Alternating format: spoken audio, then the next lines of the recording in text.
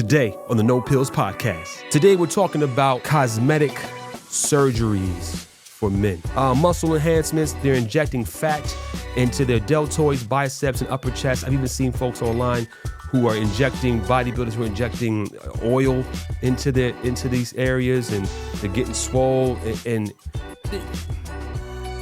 this is mental illness, friends. Let's get into it. You're now listening to the No Pillz Podcast, your best resource for cultivating meaningful, healthy, long-lasting, romantic relationships that bloom into strong marriages. Welcome to No Pillz. Welcome to No Pillz.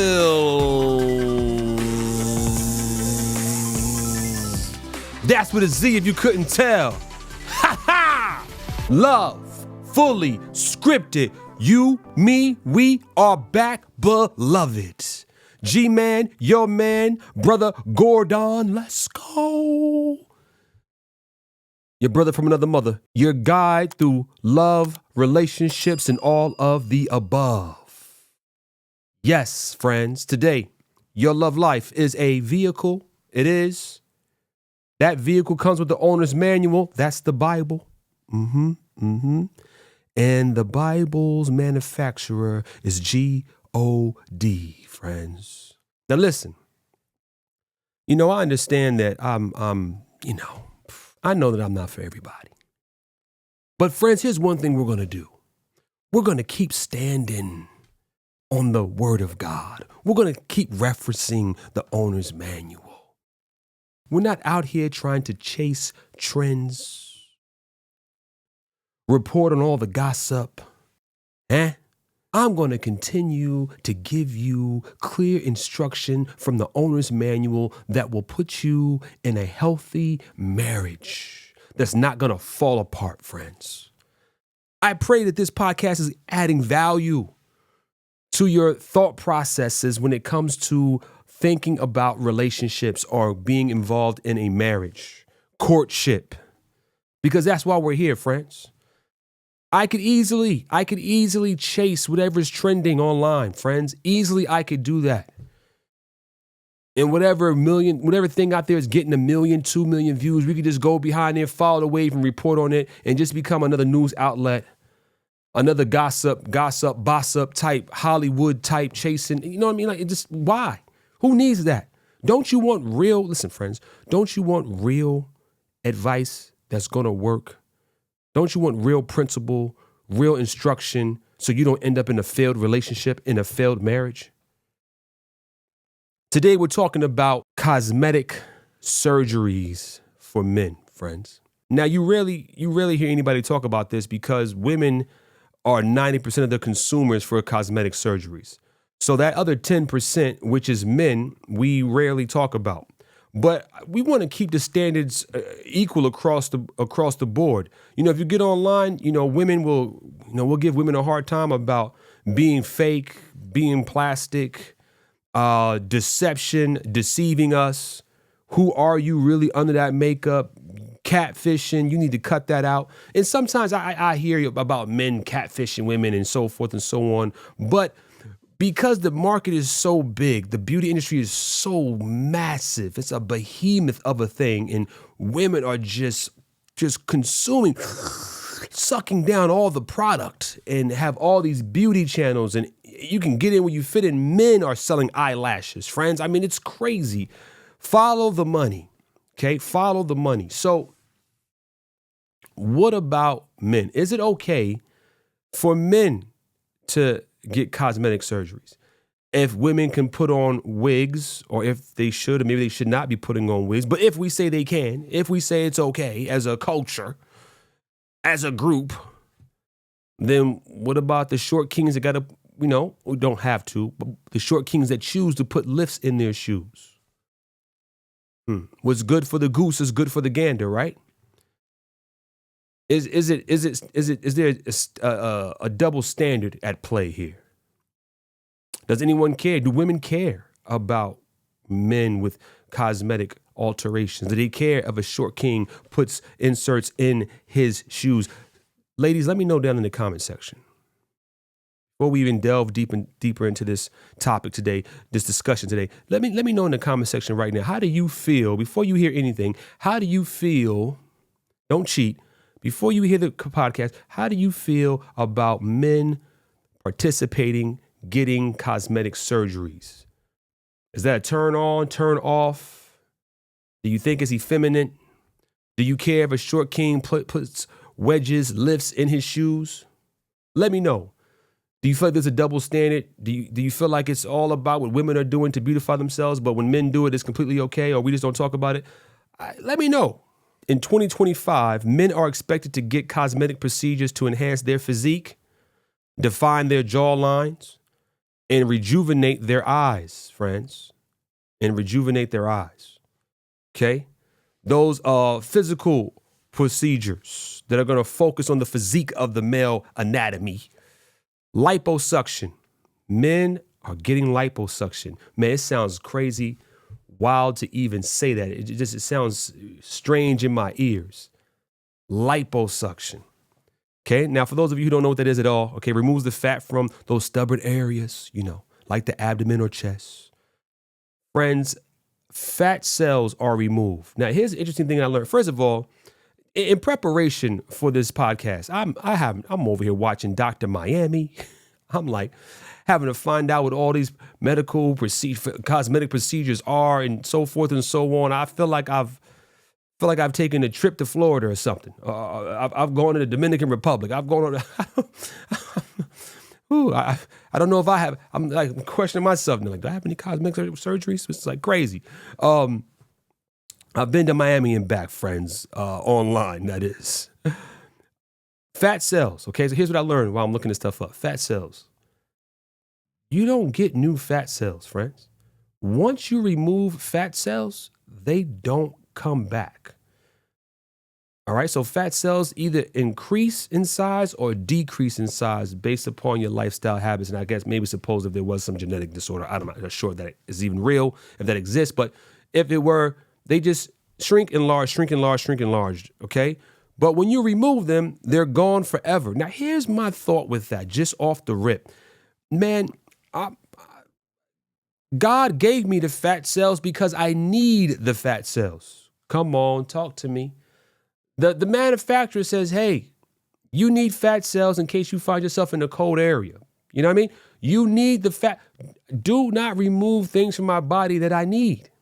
That's just common sense to me. That's 101. So when I found out these fat cells do not regenerate and they are removed permanently by liposuction, I'm like, wrong answer. That's not good. I don't like the way that sounds. Now, there have been some occasions where folks have died from liposuction. Now, usually when we talk about someone dying from a cosmetic procedure, we're talking about infections, right? Infections happen, loss of blood, etc. But mostly I think infections happen. And that infection spreads, gets to the heart, brain, etc. You go septic, you out of here. God have mercy. Keep that in mind. Death can occur. Death, I said, can occur with cosmetic procedures. Abdominal etching. You don't want to go to the gym, don't want to put in that work for that six-pack, don't want to put in the core. That's all right. We'll just remove some fat and we'll just etch in your abdomen for you, okay? We'll give you the abs that you've always desired, all right? We'll get it down so you can get busy. If you have, male boobies, we can take care of those for you too. We'll get that all done for you. Which, listen, I can understand, a heterosexual man does not want to appear to look like a woman in any shape, form, or fashion. Okay? I don't know how much work needs to be done to remove the male boobies, but I could see that really getting under a brother's skin. Mentally, I could see that wearing a man down. Like, man, I got these breasts on my chest. That's not what I want.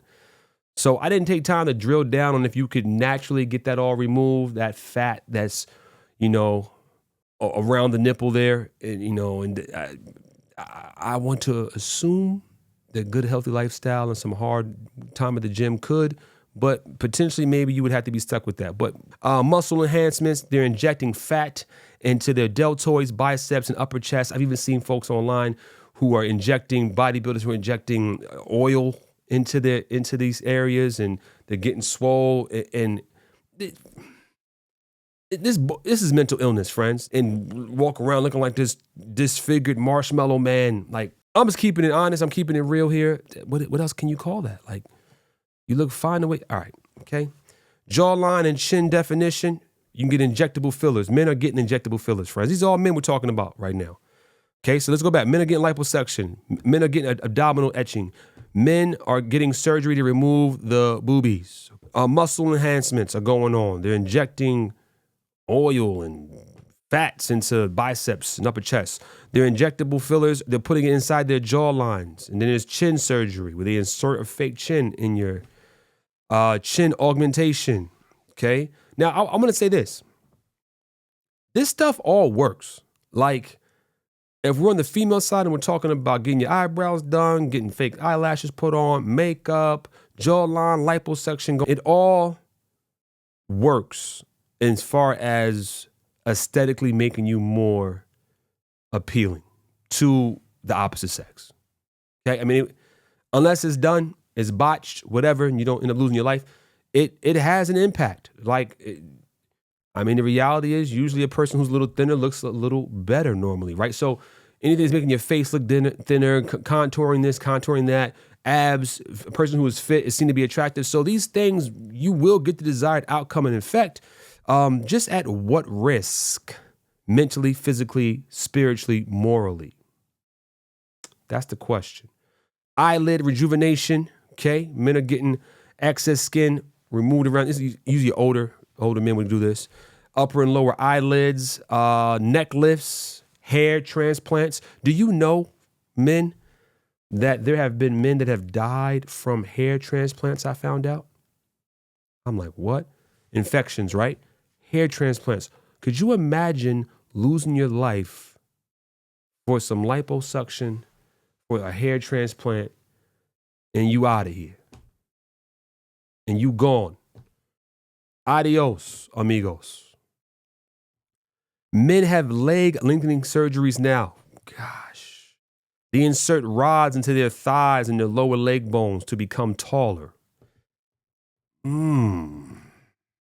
Guy out there named Denzel spent $80,000 to have this done, to go from 5'6" to 6'2", I think, or something like that. Said it was super painful. Wouldn't suggest anybody else to do it. Mentally, he said it was trying because his recovery process, he was alone during the recovery process. You're in pain every day because your bones have been sawn in half and rods have been placed in your legs. He's like, super painful, mentally challenging, but he seemed fairly happy about it, I guess. Crazy. Okay. Probably some of you already are listening to this and going like, nah, I'm good. The risk of death, I don't care what the percentage is, friends. I don't care if it was 0.1001%. I'm like, yeah, I don't want to go out like that though. Like, what do you get? What do you say around the throne?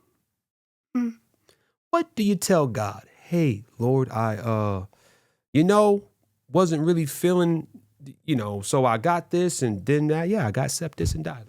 Or I got some type of crazy infection and left here. I don't know if we can really justify that. Does that make sense? Can you? That's wild, friends. That's a little crazy. Pain, it can go botch, it can go awry. When is enough? Do you stop? And I wonder, what is driving men to this place? What do you think, friends? What do you think is driving men to this place to go get cosmetic surgeries? And I wonder, over the next few years, will we see a steady increase? Will it go up for more than 10% of the cosmetic surgeries are going to be men? Will it increase? Because I think social media is playing a great role in this. people go post Instagrams, right? Instagram photos on their gram. They go post on the gram, and they're bodybuilders or they're physical trainers or whatever. But it's like, okay, you took these pictures and you were like on a 3-day fast. You know what I mean? So you're all thinned down, sucked down, no water in your body. And you take these pictures and it's like, oh, I want to be like that. And the average Joe is struggling like, man, why can't I get that done? Why can't I get this? I get it. You know, if we're comparing ourselves, you're like, oh man, I just hate these love handles. No matter what I seem to do, I can't get rid of these love handles. Hey man, maybe you need some fat there. You know, it's a cold world outside. Cold world out there. You know what I'm saying? God's trying to keep your brother warm. All right. But is it the comparison dilemma? Is it the comparison dilemma? Or where are we getting these beauty standards from, men? Talking to you, men. Is it from God? Well, the owner's manual does not explicitly mention cosmetic surgeries. Okay. But it does provide us with some principles, friends, some good guiding principles. What do you say? Our bodies are God's temple. The first principle I want to lay on you today. You find this over in 1 Corinthians chapter 6, verses 19 through 20. Do you not know that your body is the temple of the Holy Ghost, which is in you? Come on. Your body is not your own, for you are bought with a price. Therefore, glorify God in your body and in your spirit, which are God's. Your body first belongs to God, and then when you're married, it belongs to your spouse, and then you have the responsibility to be a good steward over it, okay? We need to treat our bodies with respect. We need to honor our temples, take care of our temples, mentally, physically, emotionally, spiritually.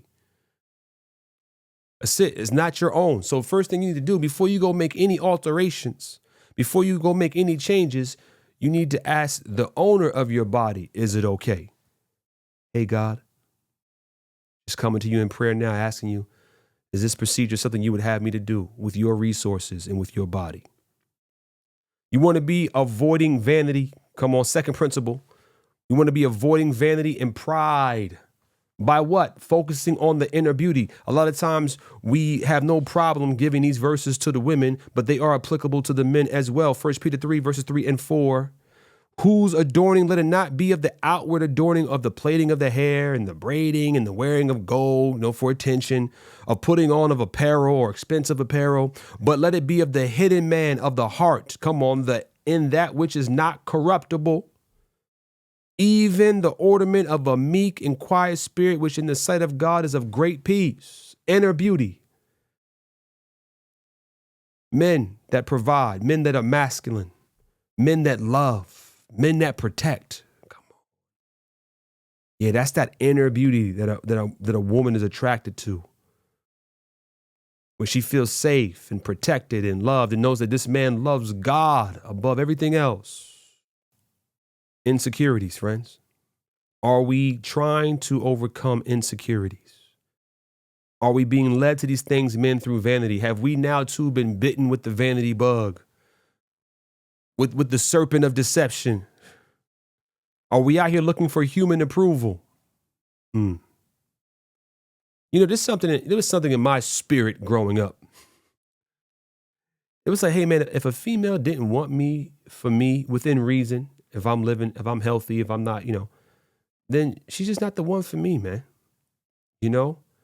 I think if you've ever had anybody of the opposite sex ever show interest in you, then you kind of understand that. Like, okay, I'm not for everybody, but I am for somebody, right?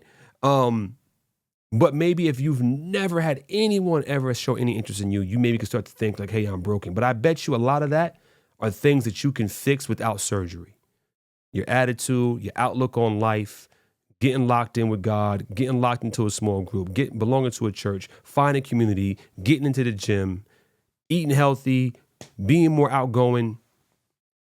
You can do a huge pick-me-up without going to see Dr. Miami. Number 3, contentment with God is great gain. In other words, we need to be content with God's design. What does Psalms 139 say? Verse 14, I will praise thee, for I am fearfully and wonderfully made. Marvelous are thy works, and that my soul knoweth it right well. Now listen, we live in a fallen world. Some people are born with deformities and so forth and so on. And we might be tempted even in those cases to be like, man, like, you need to be changed. Listen, some people's lives have been blessed, has led to them being able to inspire other people and encourage people and to travel the world and to rake in all type of funds and monies and resources because of their said deformities. I've seen it. There is a gentleman online that I ran into. I'm sure many of you have seen him before. No arms, no legs, and he goes around preaching the gospel. Now, I'm sure that's not an easy life to live. But in that, man, he's found a work. He's found an identity. Like, it's amazing. It's amazing. So to trust God's design, to trust God's purpose for our life, even in a fallen world, just what a thought, man. What a thought. That just blows my mind because, instinctively, we want to fix everything that does not come out to what we would consider normal in this lifetime. And we can't see that there might be a blessing in the abnormal. Does that make sense? But godliness with contentment is great gain. That was 1 Timothy 6, verse 6. And that was Psalms 139, verse 14. Okay? The danger of vanity, friends, and worldly influence. Let's check the motives. Okay? Romans 12, verse 2 says, and be not conformed to this world. Whew. Listen, ladies, oh my goodness, if one more of you look like Kim Kardashian, I'm going to throw up in my mouth. This is out of control.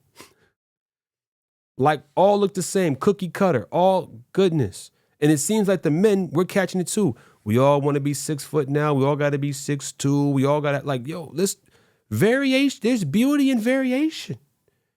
There's beauty in variation. Romans 12, verse 2, and be not conformed to this world, but be ye transformed by the renewing of your mind, that you may prove what is that good and acceptable and perfect will of God.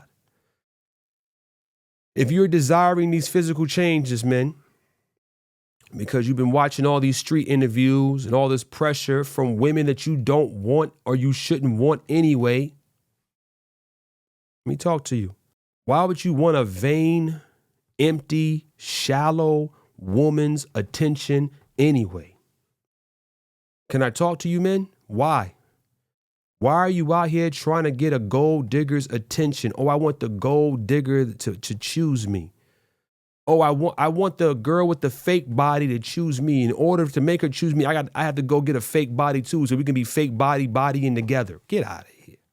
You dig me? You hear what I'm saying to you, friend? My brothers, come on. Come on, who you trying to impress? Who you trying to get? Listen, people like that not going to stay with you anyway. People like that are only there for what they can get. Are only there so they can build themselves up. They're going to leave you, friends. Okay?